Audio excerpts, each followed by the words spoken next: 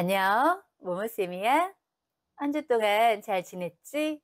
선생님도 잘 지냈어. 그래, 오늘은 멘델의 유전 원리에 대해서 공부할 건데, 멘델의 유전 원리 들어가기 전에, 따라라. 구독과 좋아요 부탁할게. 고마워. 고마워. 그래, 오늘은 멘델의 유전 원리 들어갈 텐데, 유전 원리 들어가기 전에 우리가 먼저 용어에 대해서 정리를 하고 들어가자. 유전이란 속담이 아니라 사자성어에도 이런 얘기 있을 거야. 부전자전. 아, 딱 아빠네, 딱 엄마네, 뭐 이런 거 있잖아. 그게 뭐야? 즉, 부모로부터 어떤 형질을 물려받은 것을 우리는 유전이라고 해.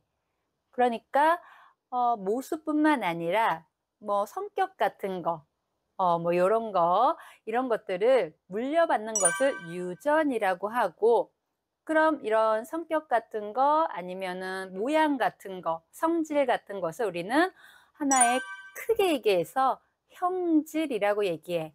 어떤 형태나 성질을 나타내는 것을 싸잡아서 형질이라고 하고, 음, 그래서 대립형질이라는 말도 있는데, 대립형질은 즉 딱 봤을 때 누구는 키가 크다, 누구는 키가 작다, 아니면 누구는 쌍꺼풀이 있는데 누구는 쌍꺼풀이 없다. 즉 애매모호한 것이 아니라 딱 확실히 구분되는, 딱 두 가지가 딱 구분되는 것을 우리는 대립형질이라고 하고, 그런데 사람이나 새 다르잖아. 즉 부리가 있다, 부리가 없다. 이런 것은 대립형질이 될 수가 없어. 같은 종에서 그 부분에 나타나는 것이 확실히 다를 때, 이럴 때 대립형질이라고 하는 거야. 그래, 이렇게 대립형질을 나타내는 방법은 유전자형이 있고 표현형이 있는데, 유전자형은 선생님이 이제 수업 나갈 때 알파벳으로 유전자를 적을 거거든. 그래서 알파벳으로 적을 때는 유전자형이 되는 거고, 그것을 선생님이 표현으로 누구는 키가 크다, 누구는 키가 작다, 이렇게만 얘기하는 거, 이렇게 표현해서 얘기하는 것을 표현형이라고 하는 거야. 그래, 어이구, 여기까지 많은 용어를 배웠네. 그럼 이번엔 자가수분과 타가수분에 대해서 알아보자. 자가수분은 즉 우리가 그냥 집에서 다 우리가 해먹는 것을 뭐라고 해? 자유급식. 띠. 갑자기 생각이 안 났어? 자급자족이라고 하잖아. 즉 자가수분은 암술과 수술이 같이 있어서 똑같은 염색체를 갖는 거야. 수술에 있는 꽃가루가 암술 머리에 붙어서 수분이 되는 것을 우리는 자가수분이라고 하고, 그럼 타가수분은 당연히 같은 꽃이 아니라 다른 나무에서 수술의 꽃가루 같은 것이 날라와서 붙는 거. 즉 인위적으로 즉 암술하고 수술이 같이 있는 꽃에, 즉 수술만 제거한 다음에 다른 꽃의 수술을 갖고 와서 수분을 시키는 거. 수분은 이렇게 꽃가루가 암술의 머리에 붙는 것을 우리는 수분이라고 해. 어쨌든 이렇게 자가수분, 타가수분이 있고, 그럼 이제 순종과 잡종이 있는데, 순종은 유전자형이 두 개씩 나오거든. 왜? 우리 앞에서 상동염색체 배웠잖아. 그래서 유전자도 항상 두 개씩 쌍을 이루면서 쓰거든. 이 쌍을 이루면서 쓰는 염색체 구성이 똑같은 문자, 즉 대문자면 대문자, 소문자면 소문자. 대문자, 소문자는 또 뭐예요? 즉 우리가 우성은 대문자로 쓰고 열성은 소문자로 써. 대립형질에서 둥글고 그 반대가 주름지다 이거거든. 그럼 둥근 거를 쓸 때 우리가 영어로 round, 그래서 R을 쓰잖아.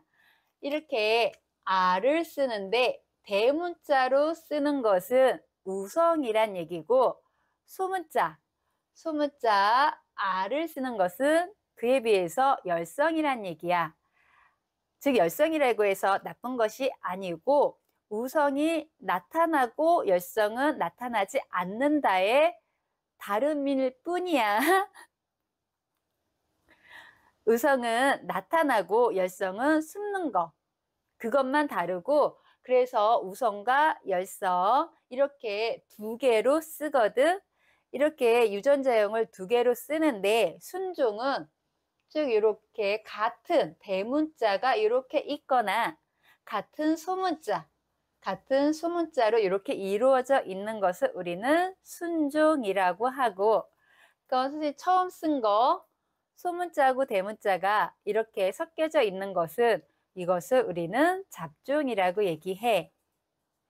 즉 순종은 세대를 거듭해도 계속 똑같은 유전자형을 보이는 것이 순종이고, 잡종은 세대를 거듭하면은 유전자형이 다르겠지. 이렇게 다름이 나오는 것이 잡종이야. 이제 용어 정리는 끝냈으니까 이제 멘델의 유전 원리로 가자. 멘델의 유전 원리는 세 가지야. 세 가지. 먼저 우열의 원리. 이거는 원리야. 그리고 분리의 법칙.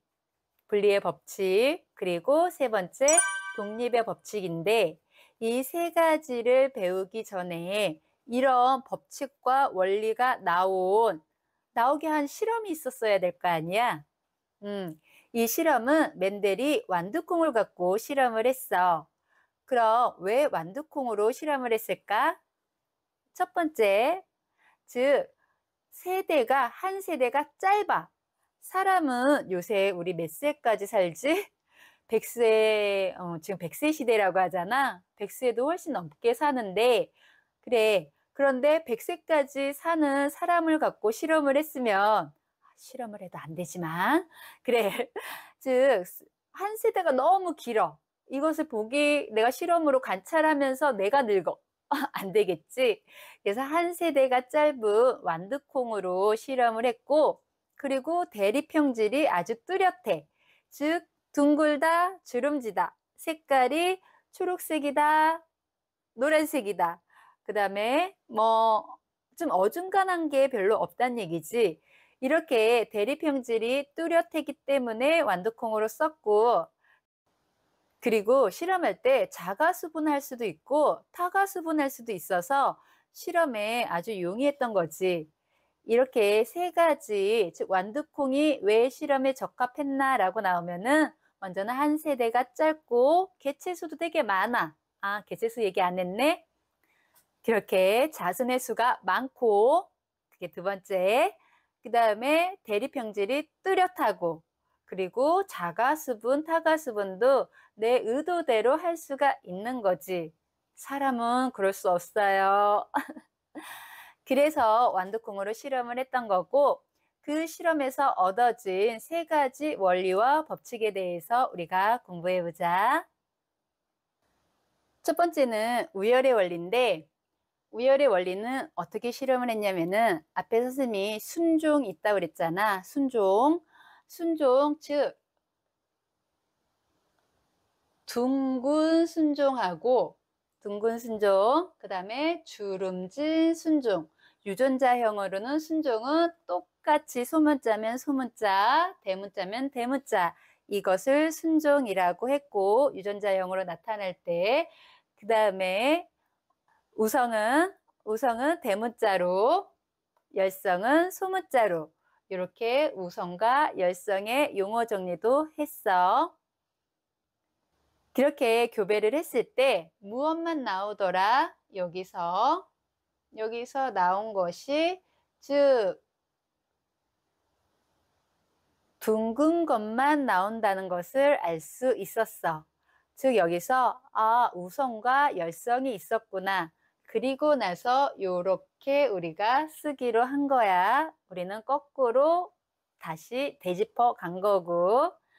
우열의 원리는 대립형질 중에서 즉 우성인 거, 열성인 거, 우성인 순종과 열성인 순종을 교배시켰을 때, 즉 1세대에서 우성인 것만 나타나는 것을 우리는 우열의 원리라고 한다. 우열의 원리를 알아봤으니까 그럼 여기서 이렇게 둥근 세포와 주름진 세포, 유전자형으로 선생님이 대문자, 소문자, 즉 우성, 열성으로 썼어. 그럼 여기서 나오는 생식세포는 뭐만 나오겠다? 어차피 얘도 대문자 R, 얘도 대문자 R이니까 따로따로 나오더라도 똑같이 하나, 즉 대문자 R만 나오겠지. 그럼 주름지 만두에서는 소문자 R만 나오겠지. 우리는 이것을 생식세포의 유전자형이라고 하고, 그럼 여기서도 하나, 여기서도 하나. 그래서 교배를 시키면 얘네들이 붙어서 하나는 엄마, 하나는 아빠로부터 붙었으니까 이렇게 잡종인 1세대를 만든다는 것을 알 수 있다. 이렇게 잡종 1세대를 만들었고, 잡종 1세대를 다시 자가수분을 시켰어. 자가수분을 시킨다는 건 즉 자기 유전자하고 똑같은 유전자를 가진 완두콩끼리 교배했다는 얘기야. 그래서 그럼 옆에다가 그래서 똑같은 모습의 이렇게 큰 대문자 R과 소문자 R, 즉 이렇게 자가수분했습니다. 이것을 우리는 자가수분이라고 하고, 그럼 여기서 생식세포로 나올 수 있는 거 여기서 중요. 위에서는 즉 여기서도 하나만 나왔지만 여기서는 각각 다르잖아. 큰 R하고 작은 R하고는 틀린 거잖아. 그래서 각각 써줘야 돼. 각각 써주면 여기서도 이렇게 하나, 이렇게 생식세포 이렇게 하나 나올 수 있고, 그럼 여기서도 얘도 큰 거 하나, 대문자 하나, 소문자 하나. 그래서 잡종 1세대에서는 생식세포가 각각 큰 거 하나, 작은 거 하나 이렇게 나올 수 있다는 것도 공부하자. 즉 이쪽이 엄마 쪽이고 이쪽이 아빠 쪽이면 서로 다른 염색체하고 우리가 만나야 돼. 네, 선생님이 이쪽 위에다가 다시 써볼게. 생식세포만 갖고 왔으면 여기다가 큰 R, 그 다음에 작은 R을 쓰고, 얘도 옆에다 쓸게. 얘도 큰 R, 그 다음에 작은 R을 이렇게 갖고 와서 어떤 유전자형이 만들어지는지 보면은,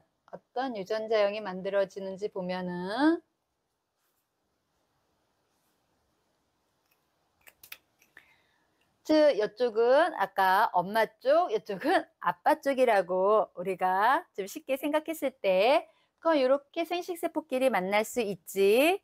그렇게 만난 거를 써보자. 그럼 여기서는 큰 R, 여기도 대문자 R. 이쪽은 이렇게 해서 만나면 대문자 R과 소문자 R. 그 다음에 이렇게 만나면 얘하고 얘가 만나면 여기도 대문자 R, 소문자 R. 그 다음에 이렇게 얘하고 얘가 만나면 소문자 R만. 즉 이렇게 생식세포가 서로 만나는 경우가 몇 개가 만들어진다? 하나, 둘, 셋, 넷. 4개가 만들어진다는 거. 여기부터가 중요. 즉 4개가 만들어져서 선생님이 다시 아래를 지우고, 그럼 잡종 1세대에서 만들 수 있는 생식세포를 쓰시오 하면은 얘네들을 모두 다 써야 돼. 그래서 얘도 만들어질 것이고요. 그 다음에 이렇게 그치? 요것도 만들어질 것이고요.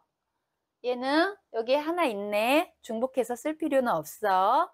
그래서 하나는 그냥 그대로 두고 또 이렇게 즉 이 세 가지의 유전자 모습이 만들어진다는 거 요것도 알아두고 그럼 지금 유전자형으로만 봤을 때 비율이 얼마가 된다? 얘는 지금 하나가 있고 1대 얘는 지금 두 개가 있잖아. 우리가 한 번뿐이 안 썼지만 두 개의 비율로 나오겠지. 그 다음에 얘는 하나. 즉 유전자형으로 봤을 때는 1대 2대 1의 비율로 나온다는 것도 알아둬야 되고 즉 요 표만 잘 자기가 쓸 수 있으면은 시험 볼 때 잘 찾을 수 있을 거야. 그 다음에 마지막으로 하나만 더. 즉 유전자형은 이렇게 나오지만 우리가 겉으로 봤을 때는 우선 것만 겉으로 봤을 때 표현이 되는 거야. 표현형으로 얘기했을 때는 얘도 둥글지만 얘도 큰 라지가 있기 때문에 대문자 라지가 있기 때문에 얘는 우성이고 얘는 열성이니까 우리가 표현형에서는 우성만 보이는 것이 우열의 원리거든. 그렇기 때문에 얘도 어떻게 보인다? 둥글게 보이는 거지. 아는 유전자형으로 봤을 때는 잡종이지만 표현형으로 봤을 때는 우리가 둥글게 나오는구나. 그래서 둥글다가 총 몇 개야? 하나하고 두 개가 더 있으니까 표현형으로 봤을 때, 즉 둥글다. 표현형으로 봤을 때는 3대, 얘하고 얘를 더했으니까 3대, 즉 주름진 거 1, 3대 1이 나온다는 것도 기억해 두자. 그래서 문제에 이런 문제가 자주 나오거든. 예를 들자면 쓸 데가 없어서 또 선생님이 자막으로 쭈루룩 이제 문제를 얘기해 줄게. 완두콩이 160개가 있는데 자가수분해서 1세대에서 자가수분해서 자손을 160개의 완두를 얻었습니다. 이 중에 둥근 것은 몇 개가 될까요? 뭐 이런 문제가 나오거든. 그렇게 어렵지 않은 것 같지? 어렵지 않아. 총 나오는 게 160개고 160개를 이게 다 해서 160개가 이것 중 하나에 다 속해야 되는 거잖아. 전체가 지금 다 몇 개야? 4개지. 그치? 그 4분의 즉 둥근 것은 어디에 해당이 된다? 그러니까 여기서 우리가 수학 시간에 했던 분배 법칙을 이용하면 되는 거야. 즉 전체가 4잖아. 4 중에 둥근 것은 비율이 3입니다. 4분의 3이니까 160 곱하기 4분의 3 하면은 120개가 떨어지는구나. 120개의 둥근 것이 나옵니다. 뭐 이렇게 문제 풀면 돼. 그럼 이제 그림을 그리면서 정리를 해보자. 즉 이렇게 염색체가 하나, 선생님이 이렇게 하나만 그렸어. 염색체야. 그럼 그 옆에 이렇게 똑같은 모습을 그리면 누가 될까? 그치? 염색 분체야. 즉 같이 이렇게 있는 거야. 같이 하나로 있는 거야. 즉 두 개의 염색 분체와 하나의 염색체. 이 염색체는 누구하고 같이 나온다고? 상동 염색체. 자기하고 똑같은 모양의 빨간색을 써야 되는데 그래서 옆에 즉 상동 염색체를 그릴게. 이렇게 상동 염색체. 상동 염색체도 무엇을 가져야 돼? 그치? 염색 분체를 가져야겠지? 그래서 염색 분체 이렇게 그렸어. 그럼 여기서 나를 복제한 거잖아. 염색체 자신을 복제한 거니까 만약에 얘가 이 자리에 여기에 유전자가 대립 유전자가 요 자리에 큰 라지를 갖고 있어. 그럼 얘도 똑같이 복사한 거잖아. 똑같이 복사했으니까 여기에 얘도 큰 라지를 가져야 되고, 그럼 대립형질은 같은 자리인데 뭐만 뭐만 다르다? 대립이니, 대립이니까 즉 얘는 소문자 요렇게 같고 얘도 요렇게 같겠지. 그래서 우리가 감수 분열할 때 처음에는 누가 떨어져 나간다? 염색체가, 즉 상동 염색체가 떨어져 나가서 처음 1분열했을 때 이렇게 즉 선생님이 그냥 색깔 이렇게 할게. 그래. 이렇게 떨어져 나갔고, 그리고 나서 또 이번에는 제2분열, 감수 제2분열에는 뭐가? 염색 분체가 분리된다고 했어. 그래서 이렇게 하나, 둘, 셋, 네 개인데, 즉 네 개의 딸세포가 만들어진다고 했고, 이렇게 이번에는 염색 분체가 분리됐으니까 이렇게 얘도 이렇게 그치? 즉 이런 염색체의 모양으로 끝에는 딸세포 4개가 만들어지는데, 서로 지금 대립 유전자가 어디에 있는지 그거 확인하는 그림이거든. 즉 여기 R이 있고 그대로, 그치? 얘도 분리만 됐지 똑같이 가져가야겠지. 요렇게 있고 얘도 요렇게 있겠지. 그래. 그래서 요렇게 즉 딸세포가 이렇게 만들어졌는데 얘네들끼리 다시 결합되지는 않겠지. 사람으로 치면 난자라고 하면 다 같은 난자잖아. 난자끼리 수정되진 않겠지. 그래서 얘를 지금 뭐 난자라고 치면은 요쪽 라인은 정자가 돼서 서로 따로따로 다른 생식세포와 결합을 요렇게 결합하고 요렇게 결합하고 요렇게 결합하고 요렇게 결합해야지만 되는 것이 분리의 법칙이야. 분리의 법칙 설명하려고 이렇게 그림까지 그렸네. 그래, 오늘 조금 어려운 부분을 했는데 우열의 원리와 분리의 법칙까지 했어.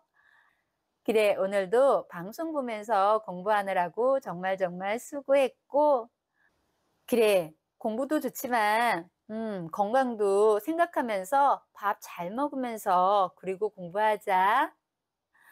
오늘도 정말 고생했고 남은 시간도 열심히 즐겁고 행복한 하루 되길 바래. 그래, 그럼 다음 시간에 또 만나. 안녕.